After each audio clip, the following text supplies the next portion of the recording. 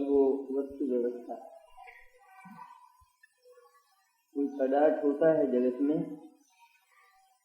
तो उसका कर्म अवश्य होता है, उसमें कार्य अवश्य होता है। तो कार्य होना चाहिए, क्योंकि जो पदार्थ है वो अनादि अनंत होता है, अक्षय होता है, ध्रुव होता है, ज्यों का त्यों रहने वाला होता है। तो वह स्वयं अपना परिचय नहीं दे सकता, उसका परिचय उसका कर्म देता है, जिसको हम पर्याय कहते हैं। कर्म मैंने उसकी पर्याय, अवस्था, हालत, परिणमन, ये सब एक ही बात है। इसलिए ये तो व्यवस्था है विश्व की कि जितने जड़ चेतन पदार्थ हैं वे सब कर्ममय हैं, उनमें अपने अपने योग्य काम होता है। कर्म कैसा होता है? कर्म मैंने वो जड़ कर्म की नहीं चर्चा, जो अपने यहाँ 8 कर्म माने वो नहीं बात, अथवा अपने यहाँ जो भाव कर्म माना उसकी भी बात नहीं, वो भी ये कर्म है। लेकिन जो अपना सैद्धांतिक प्रकरण है इसमें कर्म में पर्याय काम। काम कैसा होना चाहिए? चेतन का काम चेतन ही हो, क्योंकि उसका काम चेतन नहीं हो, चेतन का परिचय कैसे मिले?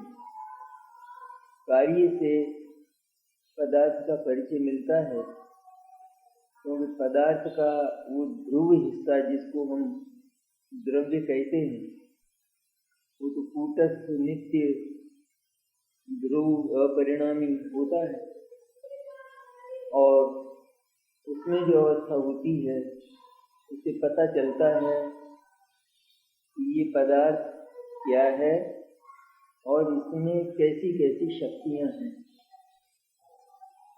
जितनी शक्तियां होती हैं उतने ही कार्य होते हैं। तो ये कर्ता कर्म की बात, ये तो विश्व व्यवस्था और वस्तु व्यवस्था है। लेकिन कर्ता कर्म के सिद्धांत को समझने की आवश्यकता सिर्फ आत्मा के लिए है। कर्ता कर्म भाव जगत के सब पदार्थों में, लेकिन इस सिद्धांत को समझने की जरूरत आत्मा के लिए है, क्योंकि जब इस सिद्धांत को आत्मा नहीं समझता तो वह तकलीफ में पड़ जाता। इसलिए आत्मा की तकलीफों के, दुखों के, कष्टों के समाप्त करने के लिए, उनसे मुक्त होने के लिए कर्ता कर्म के सिद्धांत को समझने की आवश्यकता है। वैसे सामान्य नियम तो ये कि जब प्रत्येक पदार्थ बिना किसी के बनाए सदा से है, उसकी शक्तियां भी सदा से हैं, तो उसका काम भी सदा से उसका ही होना चाहिए। जब पदार्थ में पराधीनता नहीं, पदार्थ के होने में पराधीनता नहीं, उसके गुणों में पराधीनता नहीं, तो पर्याय में पराधीनता क्यों? यह एक बौद्धिक प्रश्न है, सामान्य बुद्धि का, जो प्रत्येक को करना चाहिए। जहाँ कर्ता कर्म का भ्रम चलता है, एक पदार्थ से दूसरे पदार्थ का काम होता है, ऐसा भ्रम जो सदा से चला आया है, उस भ्रम के साथ एक प्रश्न पैदा हो अपने भीतर, बल्कि हर सैनी पंचेंद्रिय जीव के चित्त में ये प्रश्न पैदा होना चाहिए कि यदि मैं सदा से हूँ, किसी ने नहीं बनाया,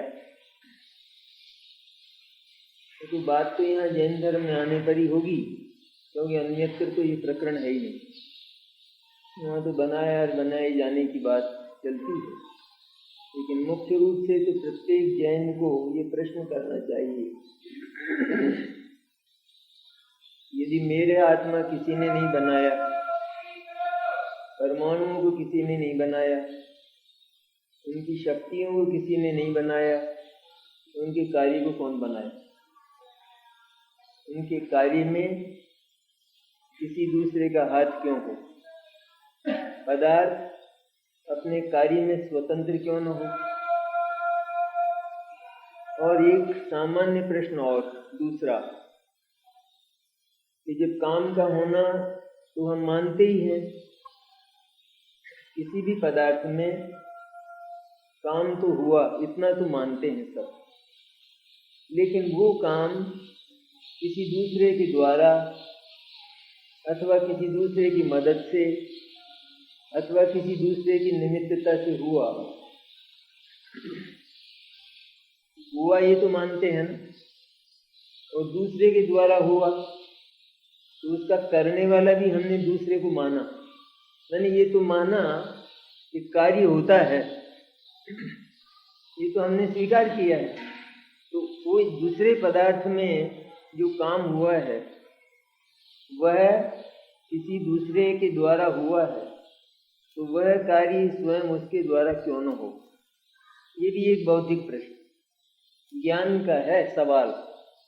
ज्ञान ये सवाल करता है कि काम जो हो रहा है वस्तु में, जैसे आत्मा के भीतर राग हो रहा है और सारा जगत ये दोषारोपण करता है कि जगत में कुछ इष्ट अनिष्ट पदार्थ हैं, इसलिए मेरे को राग द्वेष होता है। तो अपने राग द्वेष का कारण उन जगत के पदार्थों को जानता है, मानो वे जगत के पदार्थ ही इसके भीतर राग द्वेष पैदा कर रहे हैं, ऐसा उसका चिंतन है। ऐसा कैसा ही है चिंतन किसी से भी, जितने जैनेतर हों वो तो सब मानते ही हैं, लेकिन जैन भी इस बात को मानते हैं कि पदार्थ, जब इन पदार्थों को हम देखते हैं तो हमारे भीतर राग पैदा होता है। तो ये राग पैदा आत्मा के भीतर होता है और उस राग को पैदा करने वाले वे हैं। तो उन्होंने राग पैदा किया, तो आत्मा खुद राग पैदा क्यों नहीं कर सकता अपना? दूसरे के द्वारा हम कार्य का होना माने, इसकी अपेक्षा हम स्वयं उस पदार्थ को ही उस कार्य का कारण और कर्ता माने, स्वयं वो पदार्थ ही अपने काम करने में समर्थ है, ऐसी उसकी सर्वांग स्वतंत्रता क्यों न स्वीकार करें कि वो द्रव्य में भी स्वतंत्र, वो गुण में भी स्वतंत्र और वो पर्याय में भी स्वतंत्र। अगर हम ये स्वतंत्रता नहीं मानते हैं तो फिर जब दोष किसी दूसरे के द्वारा पैदा हुआ तो उसका अपहरण भी किसी दूसरे के द्वारा ही हो। पदार्थों ने अगर हमारे भीतर विकार पैदा किया, क्रोध मान माया लोभ पैदा किए, वे पदार्थ ही हमारे क्रोध मान माया लोभ को दूर करेंगे, क्योंकि जिन्होंने पैदा किया वही उसको मिटाएंगे। हम स्वयं अपने कार्य में अत्यंत पंगु हो जाते हैं, हमें अपने विकार को मिटाने का अधिकार नहीं रहता है। और ये जो परस्पर कर्ता कर्म की श्रृंखला है, ये इतनी लंबी है कि इसका यदि हम आदि करें तो अंत कहीं भी नहीं। उस एक पदार्थ ने दूसरे पदार्थ का कार्य किया तो यह एक अलग सिद्धांत बना। एक पदार्थ में कार्य तो होता है, लेकिन वो दूसरे का किया होता है, दूसरे के द्वारा होता है। तो फिर उस दूसरे पदार्थ में जो कार्य होगा वो किसी अन्य के द्वारा होगा, तो उसमें जो कार्य होगा वो किसी अन्य के द्वारा होगा। इस तरह ये जो श्रृंखला है ये कहीं भी समाप्त होने वाली नहीं है। इसको अनवस्था दोष कहते हैं। अनवस्था मैंने जिसका कहीं अंत नहीं आएगा। और एक बार तो जगत के सारे पदार्थ पूरे हो जाएंगे, लेकिन अंतिम पदार्थ के कार्य को करने वाला कोई नहीं मिलेगा। उसका किसने किया? एक बार तो सब पदार्थ हों, बोले कितने ही हों पदार्थ, तो हम एक एक को करके अगर कल्पना में ले भी लें तो भी अंत में हम हुआ कि यदि एक भी आत्मा इस बाकी को पूरा नहीं कर सका है तो फिर ये सिद्धांत नहीं, ये बाकी कभी पूरी नहीं हो सकती। क्यों? तो उसका अर्थ क्या हुआ कि ऐसा लगता है कि ये इसके अधिकार की चीज ही नहीं, क्योंकि यदि ये इसके अधिकार की चीज होती तो पूरी हो जाती। क्योंकि कोई ऐसा पुरुषार्थी भी होता जगत में कि जो इसको पूरा कर लेता, लेकिन एक भी पुरुषार्थी ऐसा नहीं हुआ कि जिसको बाकी न रहा हो। इसका अर्थ यह है कि अशक्य अनुष्ठान है। ये ऐसा अनुष्ठान है कि जिसको भले ही आत्मा करता तो जाए, लेकिन वो कभी पूरा होने वाला नहीं है। और वो पूरा होने वाला नहीं है तो फिर कभी भी इसके सुख की पूर्णता होने वाली, सुख का प्रारंभ भी होने वाला नहीं है, क्योंकि वो झूठा है सारा, इसलिए सुख का प्रारंभ होने वाला नहीं है।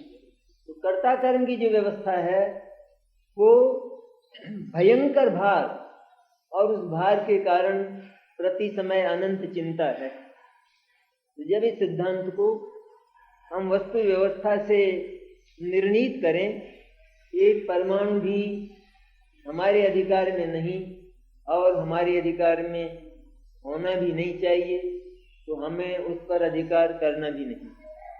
हम जगत के पदार्थों की व्यवस्था न कर सकें, इसका अर्थ शायद यह हो कि हम कमजोर हैं। तो ये सोचने की बहुत बड़ी गलती है, बल्कि ये बहुत बड़ा अपराध भी, क्योंकि अन्य पदार्थों की व्यवस्था करना ये कोई ताकत की सूचना नहीं है। जैसे दुनिया में बहुत राष्ट्र हैं, तो अब भारतवर्ष ये सोचे कि मैं अपनी व्यवस्था तो करता हूँ, लेकिन अमेरिका की व्यवस्था तो करता ही नहीं, और अमेरिका की जो राजनीति है उसमें तो मेरा दखल है ही नहीं, और अमेरिका की जो स्टेट्स हैं उनमें मेरा बिल्कुल ही दखल नहीं है। तो मैं कमजोर हूँ, तो मैं अपनी ऐसी शक्ति बढ़ाऊं कि वह सब कर सकूं मैं अमेरिका का। तो इसमें महायुद्ध तो होगा, लेकिन निपटारा नहीं होगा। इसलिए कमजोरी की सूचना ये नहीं है कि हम दूसरे का काम कितना कर पाते हैं अथवा कितना नहीं कर पाते हैं, लेकिन कमजोरी और शक्ति की सूचना यह है कि हम अपना काम कितना कर पाते हैं। हमारी शक्ति वो स्वयं हमारे ही निर्माण में लगे। आज जो समाजवादी और साम्यवादी व्यवस्थाएं हैं वे सब यही सोचती हैं, हर देश स्वतंत्र और वह अपनी व्यवस्था स्वयं अपनी शक्ति से करे, वह अपनी शक्ति को बढ़ाए और अपनी व्यवस्था करे, एक दूसरे के अधीन न हो। तो आज अमेरिका को पूछा जाए कि भारतवर्ष कि उस पर हमारा अधिकार नहीं है, तो तुम कमजोर हो कि नहीं? कमजोर नहीं है, अधिकार होना भी नहीं चाहिए और हमें अधिकार करना भी नहीं है, क्योंकि हम अपने में पर्याप्त हैं और पूरे। इसलिए शक्ति का अर्थ ये नहीं है कि आत्मा जड़ का काम नहीं कर पाता तो अशक्त है, लेकिन आत्मा अपनी रचना नहीं कर पाता, अपने भीतर पड़ी हुई शक्तियों का उपभोग नहीं कर पाता, ये उसकी दुर्बलता है। वह अपनी शक्तियों का पूरा उपयोग करे, रचनात्मक कार्य है। स्वयं आत्मा एक राष्ट्र है, असंख्य प्रदेशी देश है आत्मा, और उसमें 70 करोड़ की आबादी, और यहाँ अनंत आबादी है, यहाँ अनंत गुण रहते, और उनकी व्यवस्था आत्मा स्वयं करे।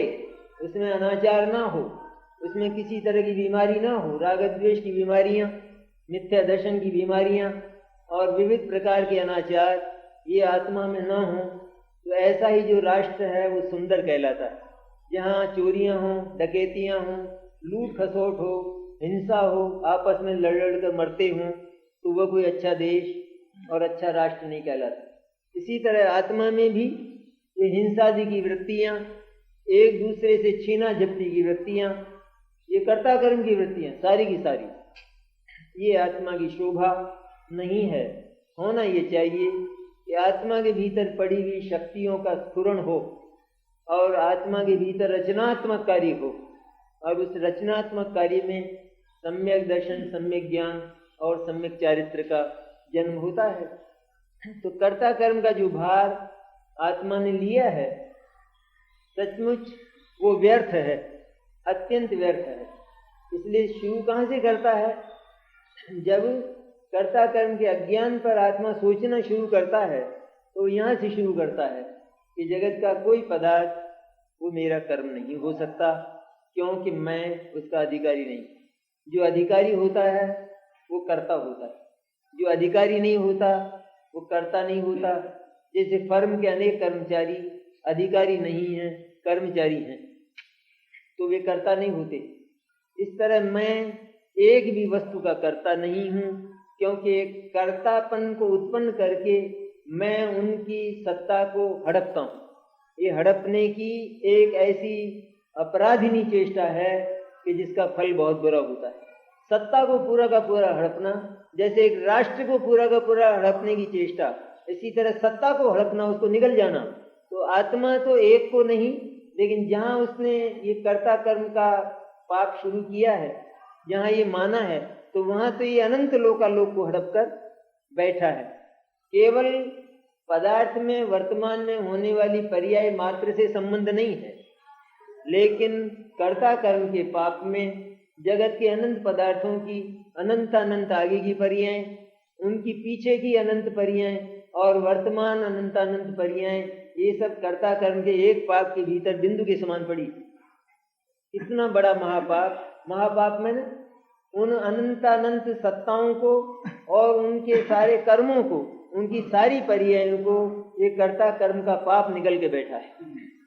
इसलिए कोई छोटा मोटा पाप नहीं। ऐसा नहीं है कि जिस समय एक पदार्थ के प्रति हमारा परिणाम चल रहा हो कि मैं इसकी व्यवस्था करूं, मैं इस अंगुली की व्यवस्था करूं, इसको ठीक करूं, तो केवल इतना ही पाप होगा, ऐसा नहीं है। वो तो केवल उसकी एक रागात्मक पर्याय है, लेकिन असल में तो उस कर्ता कर्म के पाप में सारा जगत पड़ा है। इसलिए वो महान भयंकर है। दिखती है ना, जैसे वो जो दियासलाई की टिप है उसकी रोगन की जरा सी दिखती है, लेकिन उसमें रुई के गोदाम को भस्म करने की शक्ति है। इसी तरह कर्ता कर्म का महापाप सारे विश्व को, अनंत विश्व को निगल कर बैठा है। तो जब आत्मा को ये बोध होता है कि हर पदार्थ अपनी स्वतंत्र सीमा में स्वतंत्र विहार करे, सबका विहार स्वतंत्र हो, किसी एक का दूसरे में दखल ना हो, ये कितनी कोमल भावना है, कितनी सुंदर भावना है। एक तो मैं करूं, कर सकता हूं और करूंगा, एक तो इसका टेम्परेचर नापा जाए ना आत्मा का ज्ञान के थर्मामीटर में कि मैंने किया है, कर रहा हूं और करूंगा। और एक दूसरा कि मुझे कुछ नहीं करना है, सब पदार्थ अपनी अपनी परिधि में, अपनी अपनी वाटिकाओं में विहार करें, तो ये टेम्परेचर तुरंत उतर जाता है। हम परिणाम की दृष्टि से भी देखें तो यहाँ टेम्परेचर उतर गया है कि सब सुखी रहें। एक तो ये, और एक ये कि मैं सुखी रहूं किसी भी कीमत पर, मैं लोगों के जीवन की कीमत पर भी सुखी रहूं। तो इसमें टेम्परेचर कितना आगे बढ़ा है, क्रोधाधिक का।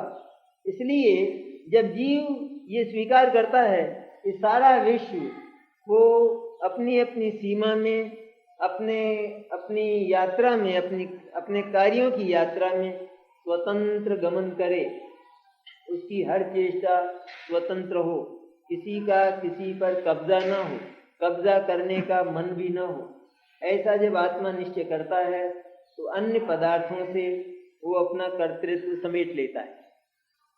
तो हुआ क्या था कि सिर्फ आत्मा में वो कर्तृत्व का एक अज्ञान पैदा हुआ था, पदार्थों में तो कुछ होता ही नहीं था।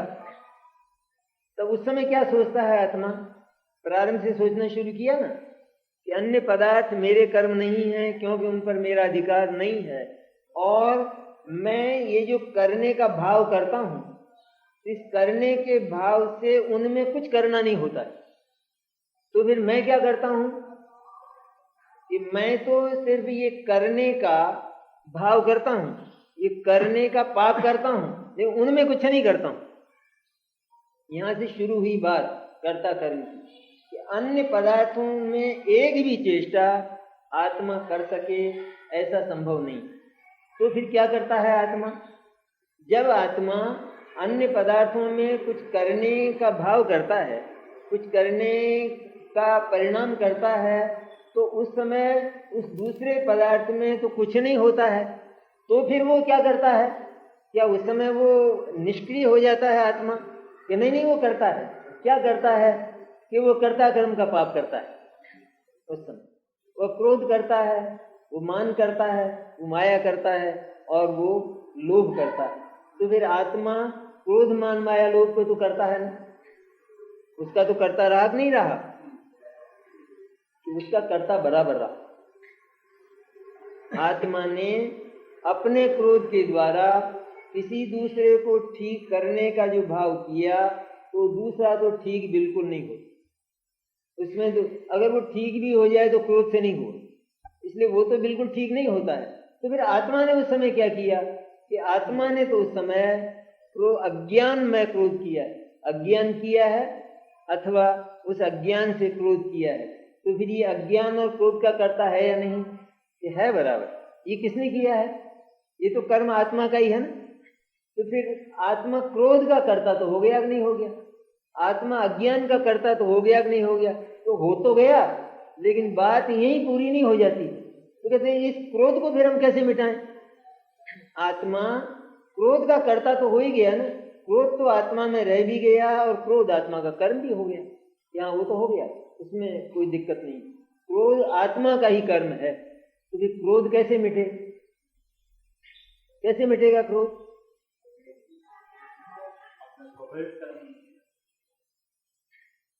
नहीं, कोई नहीं बोलेगा। कैसे मिटा?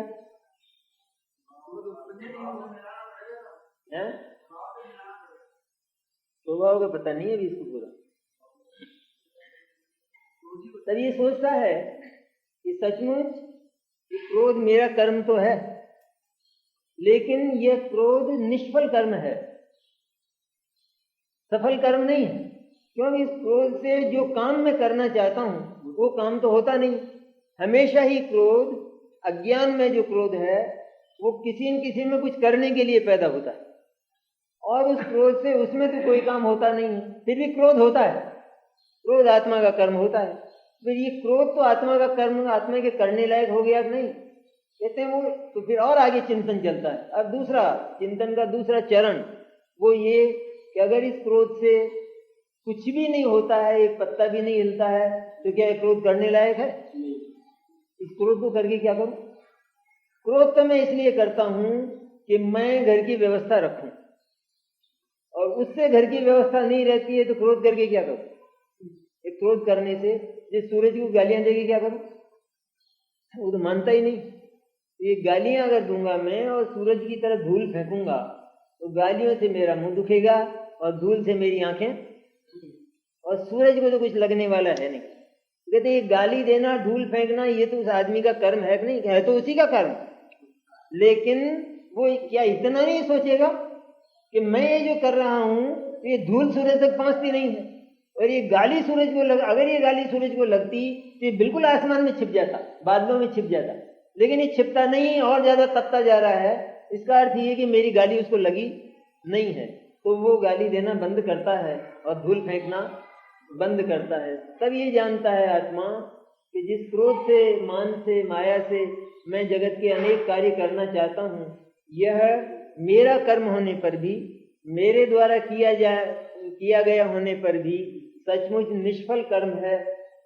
निष्फल कर्म से किसी भी जीव को कभी आराम नहीं मिल सकता, इसलिए वह अपने इस निष्फल कर्म का भी परित्याग करता है। अब जाता स्वभाव पर, जब ये कर्म मेरा निष्फल है और इस कर्म में मुझे जगत के अनंत पदार्थों का अवलंबन लेना पड़ता है। क्रोध स्वावलंबन प्रवृत्ति है, अन्य का अवलंबन लेने वाली प्रवृत्ति है।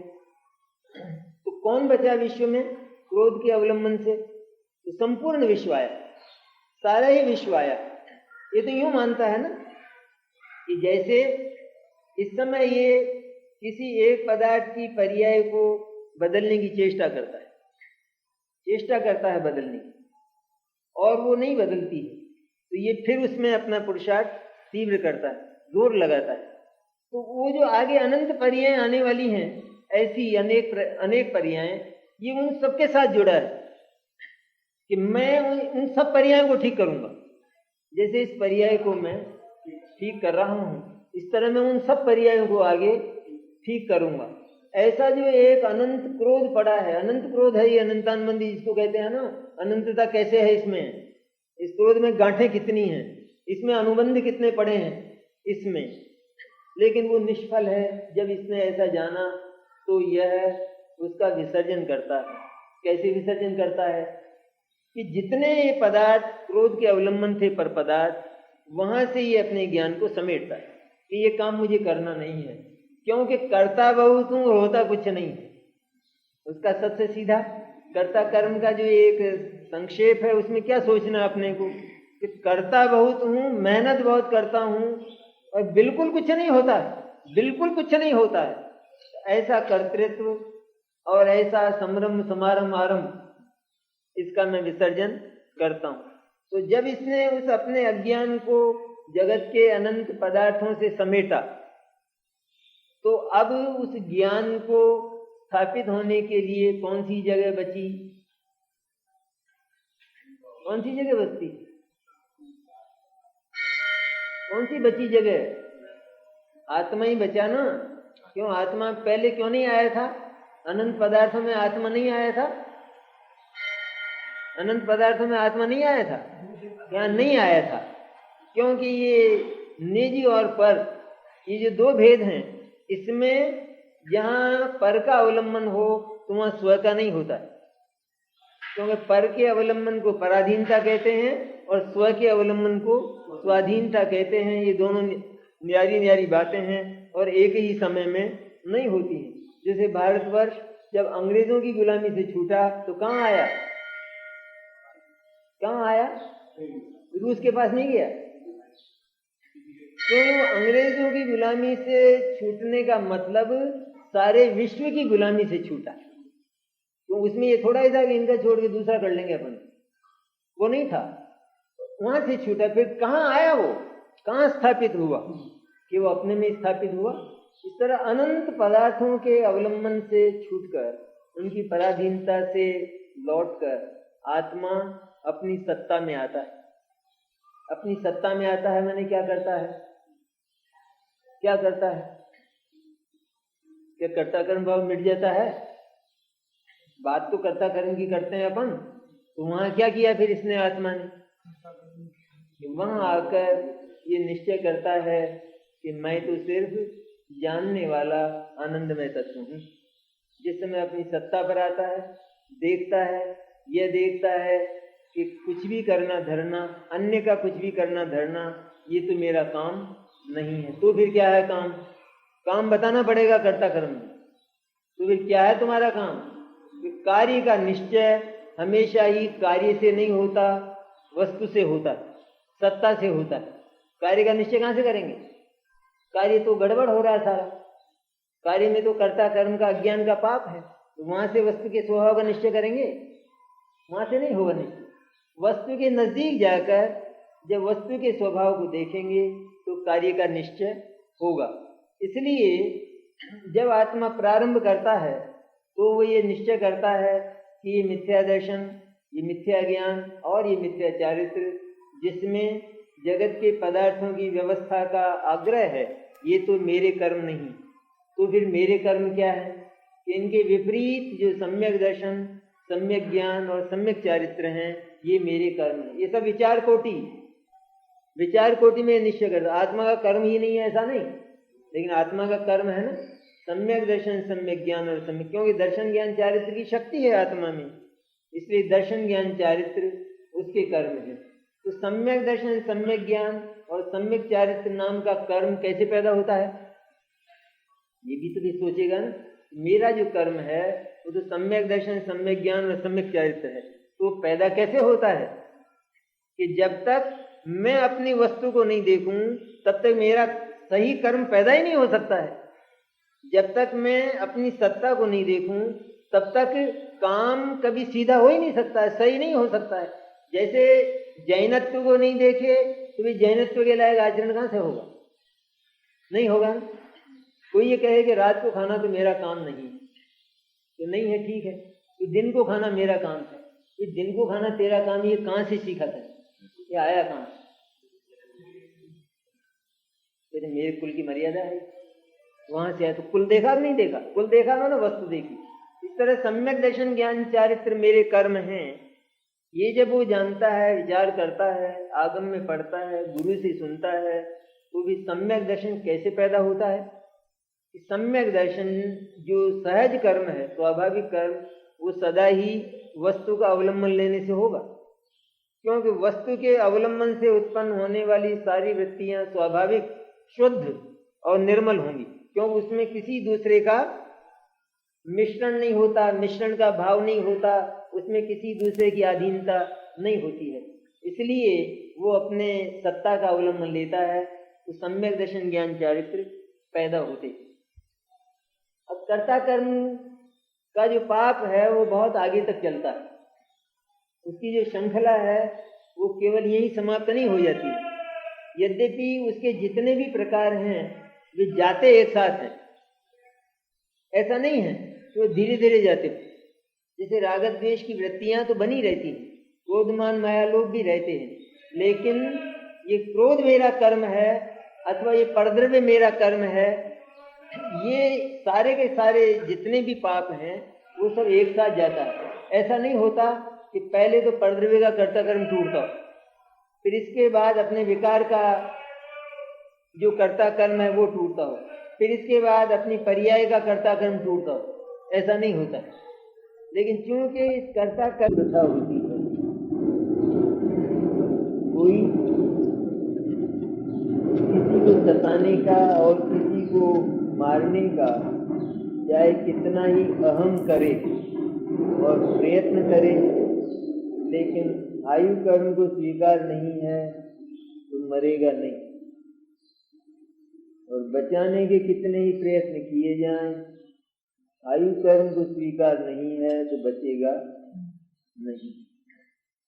इसलिए वो इस तरह का जो अध्यवसाय अर्थात अहम ऐसा मानना, इस तरह का अभिप्राय, ये महा अज्ञान है।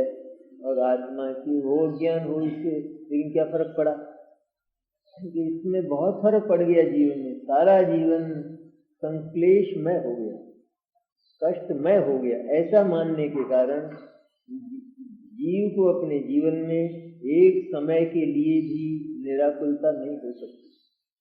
ऐसा मानने में क्यों नहीं हो सकती? क्यों नहीं होगी? विकलता क्यों रहेगी जीव को?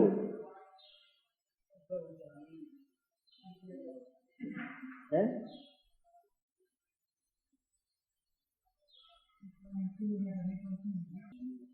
नहीं यूँ कह दो ना कि नहीं होती आकुलता, अज्ञान तो होता है। ये क्या झगड़ा होता? समझ में नहीं आएगी बात, कह देना चाहिए अज्ञान तो होता है लेकिन आकुलता नहीं होती। तो इसमें आकुलता क्या काम होती है? आकुलता थोड़ी बहुत तो बताओ, बहुत होती है तो।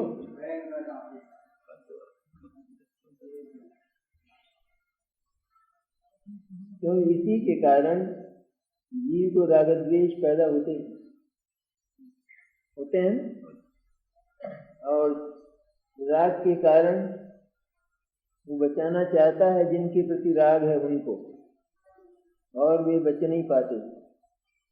द्वेष के कारण बुरा करना चाहता है, बुरा नहीं होता। ये तो परसंबंधी बात है। और इससे भी ज्यादा खराब हाल इसका अपना है स्वयं का, तो इसको निरंतर ये शंका रहती है कोई भी मार देगा। इसलिए एक क्षण के लिए भी निराकुल नहीं हो सकता। एक तरफा नहीं बताई बात। मैं दूसरे को मारता हूँ तो दूसरे मुझे, ये भी तो है साथ में, तो मोनोपोली है इसकी। इसलिए विकलता बहुत आकुलता प्रतिशत, भयंकर आकुलता है ये।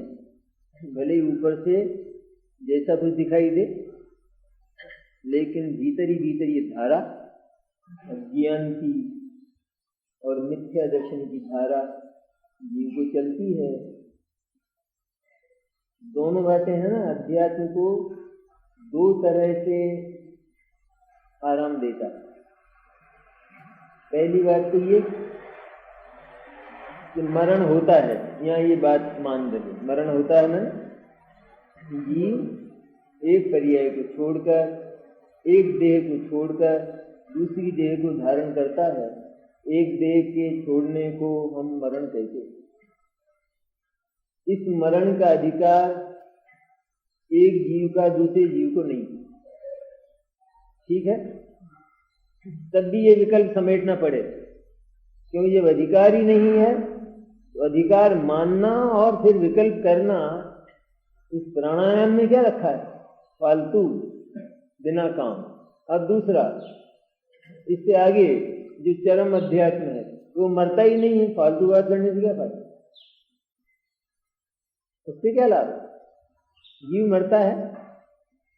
मरता ही नहीं, क्योंकि वो तो सिर्फ उसका आकार बदलता है। जीव का तो आकार बदलता है, और उधर दूसरी देह का संयोग होता।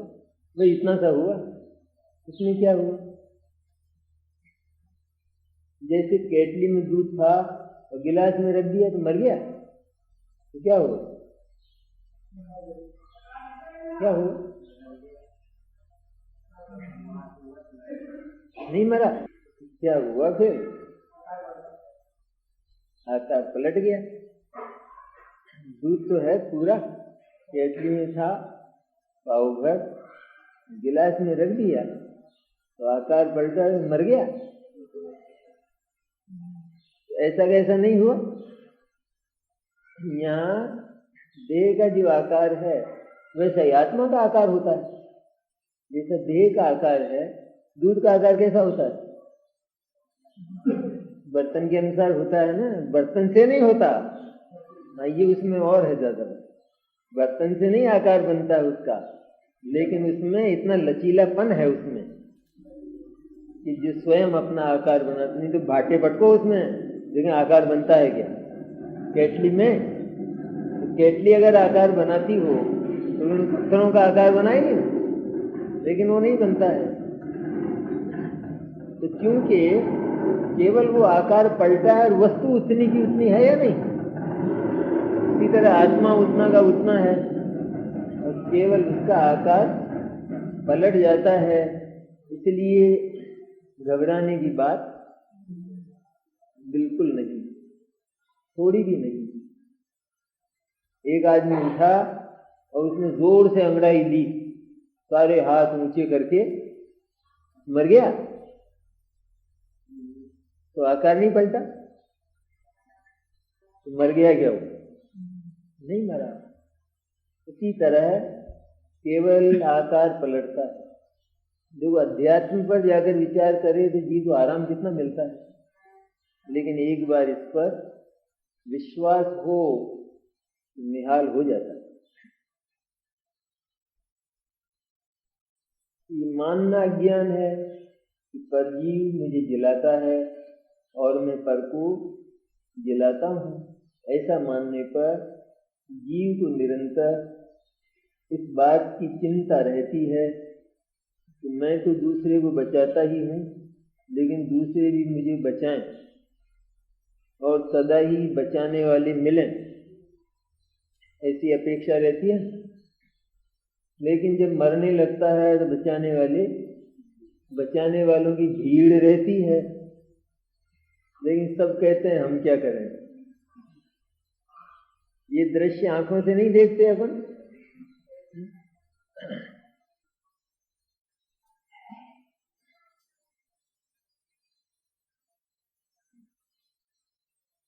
आखिरी वक्त हो जीव का, तो चारों तरफ हितैषियों की भीड़ लगी हो, ये तो एक जीता जागता दृश्य है, तो बचाओ ना भाई। अब है अवसर तो खास बचाने का, क्या करें साहब? तुमने जिंदगी भर लाखों को करोड़ों को बचाया है, और तुम्हारा जो ये अपना है उसको तुम नहीं बचा सकते, तो क्या करें साहब? क्या विचित्र है बात, ये क्या तरीका है? जब तुम्हारे अधिकार हैं तो तुम उनका उपयोग क्यों नहीं करते हो? लेकिन जब ये अधिकार सार्थक और सफल नहीं होते तो कम से कम उस समय यह तो मान लो कि हम नहीं बचा सकते हैं। लेकिन वो मानेगा नहीं, वो तो यूं कह के तो रह जाएगा, क्या करें साहब? लेकिन यह नहीं मान सकेगा कि बचा सकना मेरे हाथ में नहीं है और मार सकना भी मेरे हाथ में। निहाल हो जाएगा नहीं किसी की मृत्यु देखे तो, लेकिन वो मानेगा नहीं जी, नहीं था वो बचाते थे। तो थोड़े ही बिल्कुल ही नहीं बचाते, थोड़ा थोड़ा तो बचाते ही किसी भी तरह जीव को, क्योंकि धर्म की आवश्यकता नहीं है, इसलिए वह थोड़ा थोड़ा काम करे। कोई फर्म पर कोई कर्मचारी रखे, थोड़ा थोड़ा करे तो बर्दाश्त है? वो कहता थोड़ा थोड़ा करने के लिए रखा गया तेरे को, थोड़ा थोड़ा काहे को करता है? यहाँ जगत में जितने जीव हैं उन जीवों को बचा सकने की बात जब तेरे अधिकार में है तो। लेकिन एक को भी बचा नहीं पाता है, बचाने की बात तो दूर रही, तो मारने में निमित्त होता अनंत जीवों को रोजाना। और कहता मैं बचाता हूँ, और अनंत जीव खाने में, पीने में, नहाने में, कपड़े धोने में, श्वास लेने में और पेट के भीतर पैदा होकर, ये तो हाल है। एक आध तो बचा, एक आध पेट के कीड़े को तो बचा ले।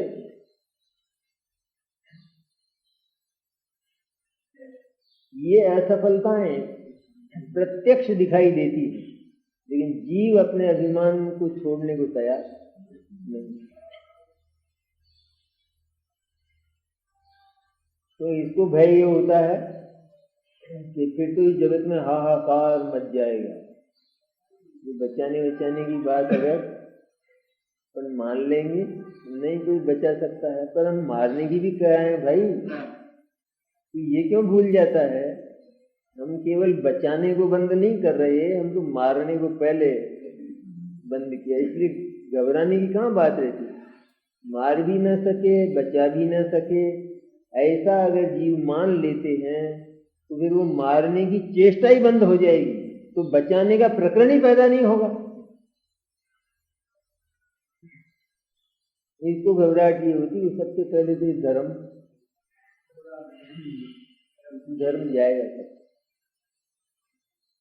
और ये बात कितनी छोटी सी है, पहले तुम्हारे भीतर से बस ये इतना सा अभिप्राय, इतनी सी नियत, तुम तो केवल नियत साफ कर लो, इतनी सी, ये बस सिर्फ ये मानना छोड़ दो। देखो हम बचाने और मारने की बात बिल्कुल नहीं करते, लेकिन तुम सिर्फ इस नियत को साफ कर लो, क्योंकि तुम काम कर नहीं पाते हो, तुम घोषणा करते हो कि मैं करता हूं, ये बदनीयत है।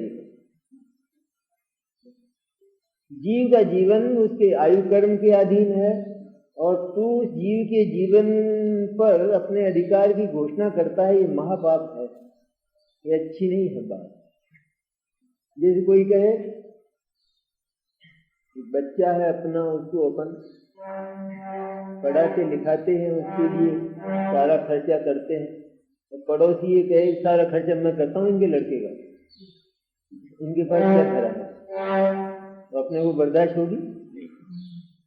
तो उधर जिसके हाथ में उसका जीवन है, जो उसे संरक्षण देता है, तो उसके अधिकारों का लोभ करके हम कहते हैं कि हम बचाते हैं।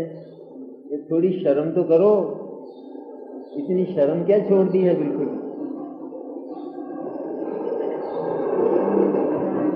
तो तुम किसको बचाते हो? ये जो बच रहा है उसको बचाते हो, मर रहा है उसको बचाते हो? किसको बचाते हैं? जो बच रहा है उसी को बच रहा है। मर रहा है उसको नहीं, तो बचाना किसको कहते हैं? जो मरे उसको। कि जो मर रहा हो उसको बचावे तो उसको तो बचाना कहेंगे, लेकिन जो बच ही रहा है उसको बचाना कहेंगे? जिसका जीवन अभी समाप्ति नहीं हुआ है तो तुमने बचाया उसको। और यदि तुम बचाने की बात करते हो तो कहते हैं लो बचाओ, डॉक्टर ने कह दिया है कि भगवान का भजन करो, अब बचाओ, तुम बचाओ इसको। वो डॉक्टर ने कह दिया आपको तो बचाओ ना, लेकिन अभी तो जीवन है इसमें और 2 मिनट के बाद इसका जीवन समाप्त होने वाला है, तो तुम अभी अगर बचाने वाले हो ये व्यवस्था कर सकते हो कि ये न मरे।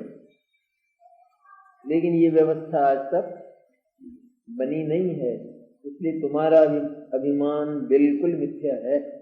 समेटो इसको, मिथ्या अभिमान को। ये मानना ज्ञान है कि परजी मुझे जिलाता है और मैं पर को जिलाता हूँ। जिसके ये अज्ञान है वो मिथ्या दृष्टि है, तथा जिसके ये अज्ञान नहीं है वो सम्यक दृष्टि है। कितना सस्ता सम्यक दर्शन, सस्ता नहीं है। इसमें सारी जो प्रक्रिया है वो भीतर की है, नहीं बाहर की कुछ है। बल्कि बाहर की जो प्रक्रिया थी उससे तो आचार्य ने समेटा इसको। ये जो मिथ्या व्यवसाय है तेरा, इसको तो बंद कर। तेरे भीतर ये जो मिथ्या अध्यवसाय चलता है इसका अंत कर ले। तो क्या अंत कर लूं? तो तू मानता है कि मैं बचाता हूं, ये मान ले कि नहीं बचाता? नहीं बचा सकता। मारता हूं ये मानता है तो ये मान ले कि नहीं मार सकता? बस इतना था। तो इसका नाम हम सम्यक दर्शन कहते हैं। तो वो सम्यक दृष्टि है। केवल इतनी सी बात, जरा सी, केवल एक क्षण में, जैसे अबाउट टर्न होता है ना, कोई पश्चिम की ओर मुंह हो और उसने कैप्टन ने कहा अबाउट टर्न, तो पूरब की तरफ हो जाए, इतनी सी बात। ये भी ज्यादा, इसमें भी ज्यादा है तो। लेकिन इस मिथ्या मान्यता का विसर्जन करने में अधिक क्षणों की आवश्यकता नहीं है, एक ही क्षण में इसका विसर्जन होता है। सम्यक दर्शन वो कितने क्षण में होता है? कितने क्षण में होता है? एक क्षण कितना सा होता है? अपने में मालूम है एक क्षण कितना होता है? एक क्षण में होता है। एक क्षण में होने वाली ये बात अनादि से चली और अभी भी अंत करने का मन नहीं होता। इसलिए आचार्य कहते हैं, आचार्य तो इसलिए कहते हैं कि यह सर्व क्लेशों की जड़ है। बात तो यूं लगती है छोटी सी, आप मार सकने की बात कर ली, बचा सकने की कर ली, इसमें क्या हो गया, इसमें क्या खास बात है? खास बात नहीं, क्योंकि शिकायत तुमको है और हमने उसका निदान किया है, तो हम तुमको उसका उत्तर देते हैं कि तुम्हारे जीवन में जो कष्टों के पर्वत आते हैं उनका एकमात्र कारण यह है कि तुम अपने आप को ऐसा मानते हो। इसलिए तुम्हारा जीवन इस विफल व्यवसाय में एक जीवन नहीं अनंत जीवन व्यतीत हो जाते हैं और तुम जो चाहते हो वो हो नहीं पाता है। इसलिए क्लेश की अनंत परंपरा इससे चला करती है। क्लेश का अंत करना हो, मिथ्या अभिमान का अंत कर दो। अब ये प्रश्न होता है कि ये अध्यवसाय अज्ञान कैसे है? देखो 64 पैरी चलती है पीपल। आचार्य जी जब तक तरल नहीं हो जाए, तरल चीज बिल्कुल यूं गले उतर जाए, तो तब तक वो पीछा नहीं छोड़ते हैं। ये अध्यवसाय अज्ञान कैसे? क्या ज्ञान है? इस अध्यवसाय में कब